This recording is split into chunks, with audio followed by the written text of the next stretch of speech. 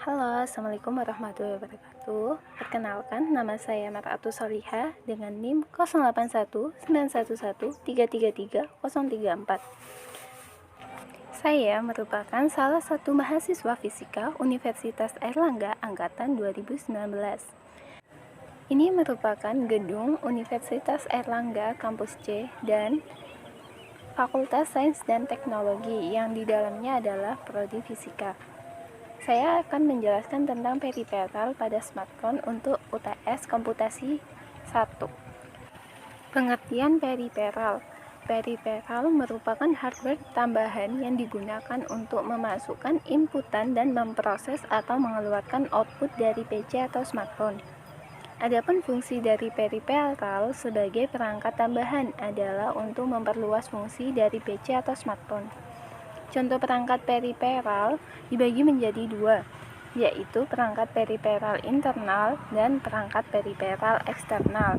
Perangkat periferal internal merupakan perangkat periferal yang berada di dalam PC atau smartphone, misalnya RAM, memori, dan prosesor.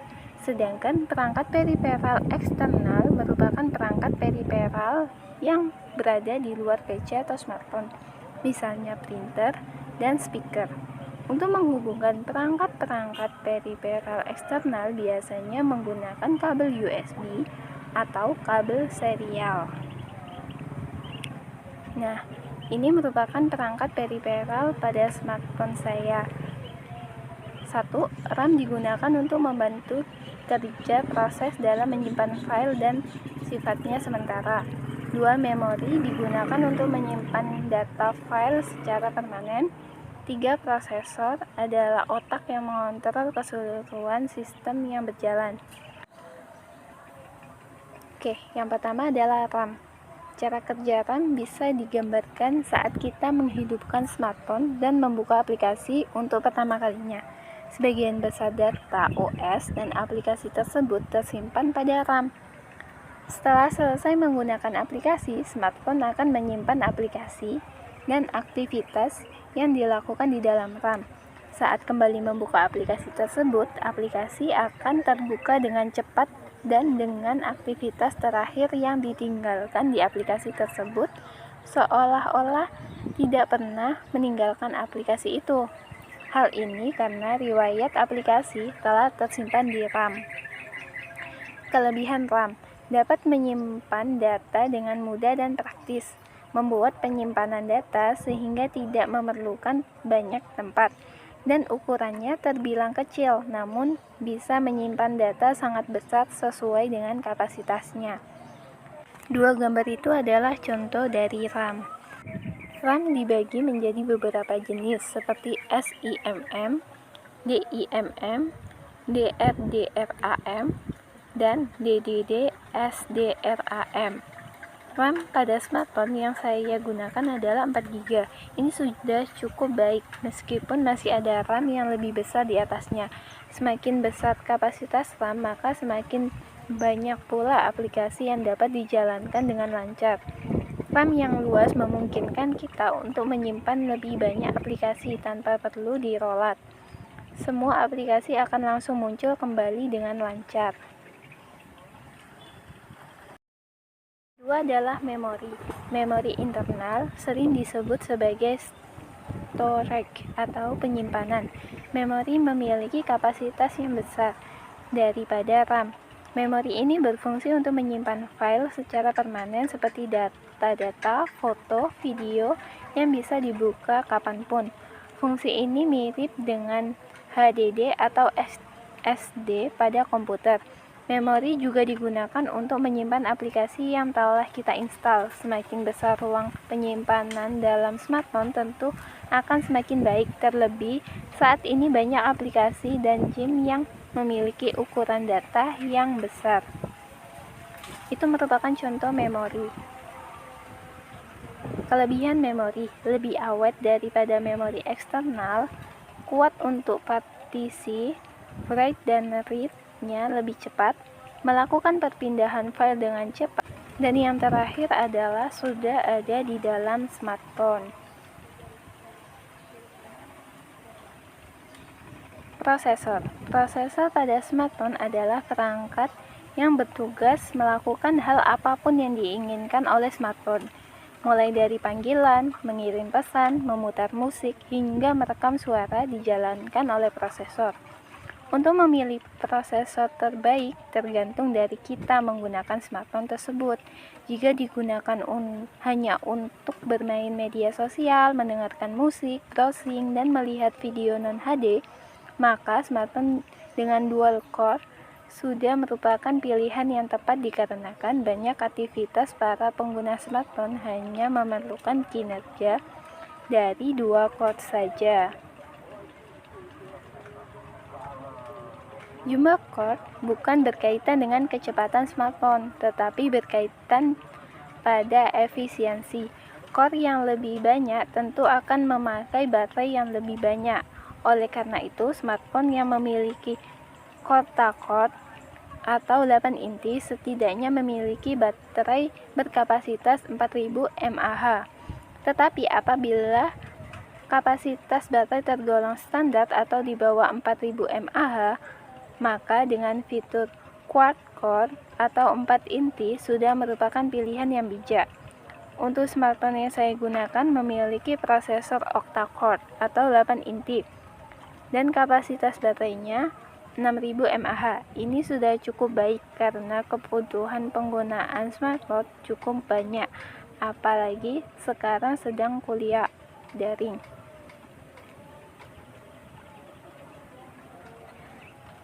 Top 10 prosesor Android terbaik dan tercepat diantaranya yaitu bisa kita lihat pada PPT tersebut. Ada 10 prosesor Android terbaik dan tercepat. Nah, ada Samsung, ada Huawei, ada Qualcomm, ada Media. Penjelasan kedua yaitu tentang bahasa pemrograman. Bahasa pemrograman merupakan untaian kata-kata berupa instruksi atau perintah yang biasanya terdiri dari banyak baris yang bisa dimengerti oleh komputer. Bahasa pemrograman wajib dikuasai oleh developer agar dapat membangun sebuah aplikasi atau software tertentu. Jenis bahasa pemrograman saat ini memang sangat banyak. Dilansir dari keyword.com, ada 7 bahasa pemrograman yang populer untuk saat ini. 1. Java, 2. C, 3. PHP, 4. Visual Basic, 5. Python, 6. C++, 7. JavaScript. Desktop. Aplikasi desktop adalah suatu aplikasi yang mampu beroperasi secara offline. Akan tetapi kita harus menginstal sendiri dari laptop atau komputer.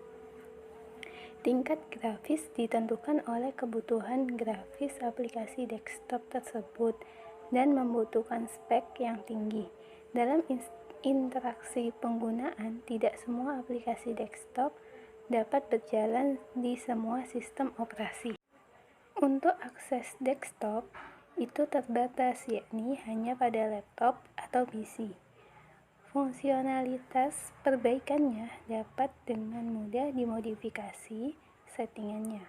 Adapun contoh aplikasi desktop yaitu Python, Java, C++, Visual Basic, bahasa C, Cpagar, PERL, DLP, dan masih banyak lainnya.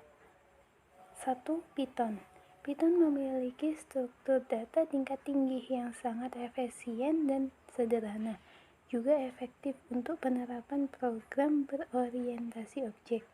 Python memiliki sinteks dan tipe data dinamis yang elegan hingga membuatnya menjadi bahasa yang sangat ideal untuk scripting dan membangun aplikasi di berbagai bidang dan platform sistem operasi. Interpreter Python sangat mudah ditambahkan dengan fungsi-fungsi baru dan tipe data yang diimplementasikan dengan C atau C++ atau bahasa pemrograman lain yang bisa dipanggil menggunakan C. Python juga cocok digunakan di dalam aplikasi GNU atau Linux. Kedua adalah Java. Java adalah bahasa pemrograman yang dapat dijalankan di berbagai komputer termasuk smartphone. Java dikembangkan oleh Sun Microsystems yang diterbitkan pada tahun 1995. Sebagai bahasa pemrograman berorientasi objek, Java Platform Standard Edition atau JSE menyiapkan lingkungan yang lengkap untuk pengembangan aplikasi di diskrit dan klien atau server. Materi pelatihan pada JSE akan fokus ke masalah pengantar aplikasi Java, program berorientasi objek atau OOP, dan berbagai teknik yang digunakan pada program bahasa Java. Materi disajikan dengan metode pertimbangan teori praktek, dengan harapan dapat memahami paradigma berorientasi objek dan juga memiliki skill pemrograman Java di level standar unlimited. Ketiga, C++ merupakan bahasa pemrograman yang memiliki sifat pemrograman berorientasi objek untuk menyelesaikan masalah. C++ adalah improvisasi dari C yang dilengkapi dengan fitur ulangan lainnya. Salah satunya adalah fitur paradigma object oriented programming. C++ juga biasanya digunakan sebagai pengantar di mata kuliah algoritma dan pemrograman, struktur data, dan juga kompilasi. Dalam bahasa pemrograman C++, bisa kita gunakan untuk antara lain: A. Mempelajari Camel dan sistem operasi. B. Membangun aplikasi desktop. C. Membuat aplikasi microcontroller. D. Ikut mengembangkan teknologi open source. E. Membuat library untuk bahasa pemrograman lain. Keempat, Visual Basic merupakan bahasa pemrograman yang menawarkan IDE visual untuk membuat program perangkat lunak berbasis sistem operasi Microsoft Windows dengan menggunakan model pemrograman CUM. Bahasa pemrograman ini menawarkan pengembangan perangkat lunak komputer berbasis grafik dengan cepat. Juga dapat digunakan untuk membangun aplikasi dengan menggunakan komponen-komponen yang disediakan oleh Microsoft Visual Basic. Program-program yang ditulis dengan Visual Basic juga dapat menggunakan Windows API, tapi membutuhkan deklarasi fungsi luar tambahan. B. Webbase. Webbase merupakan suatu aplikasi yang beroperasi jika ada jaringan atau koneksi internet. Tingkat grafis yang digunakan tidak begitu tinggi. Dalam interaksi penggunaan dapat berjalan di semua sistem operasi. Yang terpenting ada web, browser, dan koneksi internet. Untuk aksesnya dapat diakses di mana saja, baik mobile, tablet, ataupun PC.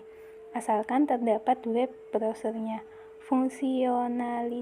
Fungsionalitas perbaikannya tidak memerlukan lisensi ketika menggunakan aplikasi web, karena lisensi tersebut telah menjadi tanggung jawab dari web penyedia aplikasi. Adapun contoh aplikasi Webbase adalah PHP, JavaScript, HTML, XML, CSS, dan masih banyak lainnya.